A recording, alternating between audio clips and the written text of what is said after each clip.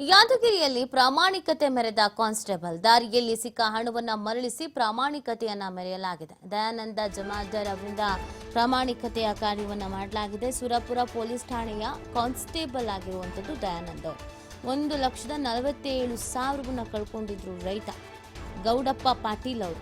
ಹತ್ತಿ ಬೆಳೆ ಮಾರಾಟ ಮಾಡಿ ಹೋಗ್ತಾ ಇದ್ದಾಗ ಹಣ ಕಳ್ಕೊಂಡ್ಬಿಟ್ಟಿದ್ರು. ದಾರಿಯಲ್ಲಿ ಹೋಗ್ತಾ ಇದ್ದ ದಯಾನಂದನಿಗೆ ಈ ಹಣ ಸಿಕ್ಕಿದೆ. ಸಿಕ್ಕ ಹಣವನ್ನ ರೈತನಿಗೆ ಮರಳಿಸಿದ್ದಾರೆ ಪೊಲೀಸ್ ಕಾನ್ಸ್ಟೇಬಲ್. ಎಲ್ಲರೂ ಮೆಚ್ಚುಗೆ ವ್ಯಕ್ತಪಡಿಸ್ತಾ ಇದ್ದಾರೆ. ನಮ್ಮಲ್ಲಿ ಪೊಲೀಸರು ಅಂತಂದ್ರೆ ಅವರಿಗೆ ಮಾಮೂಲಿ ಅಂತೆಲ್ಲ ರೇಗಿಸ್ತಾರೆ. ಅಂದ್ರೆ ದುಡ್ಡು ಅಂತಂದ್ರೆ ಅವ್ರು ಏನ್ ಬೇಕಾದ್ರೂ ಮಾಡ್ತಾರೆ ಅಂತ. ಬಟ್ ಅಂಥದ್ರಲ್ಲಿ ಎಲ್ಲರೂ ಆ ಥರ ಇರೋದಿಲ್ಲ. ಪ್ರಾಮಾಣಿಕವಾಗಿಯೂ ಕೆಲಸ ಮಾಡುವವರು ಅನೇಕರಿದ್ದಾರೆ ಅನ್ನುವಂಥದ್ದನ್ನು ತೋರಿಸುವಂಥ ಒಂದು ಸಂದೇಶ ಈ ಮುಖಾಂತರವಾಗಿ ರವಾನೆ ಆಗಿದೆ.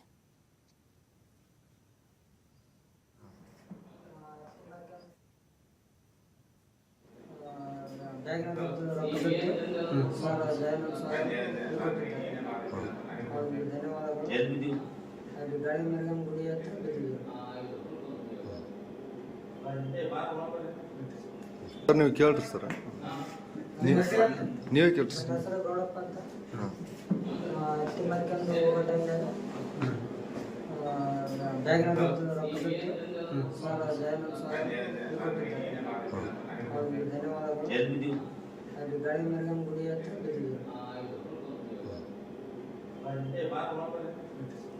ನೀವು ಕೇಳ್ರಿ ಸರ್.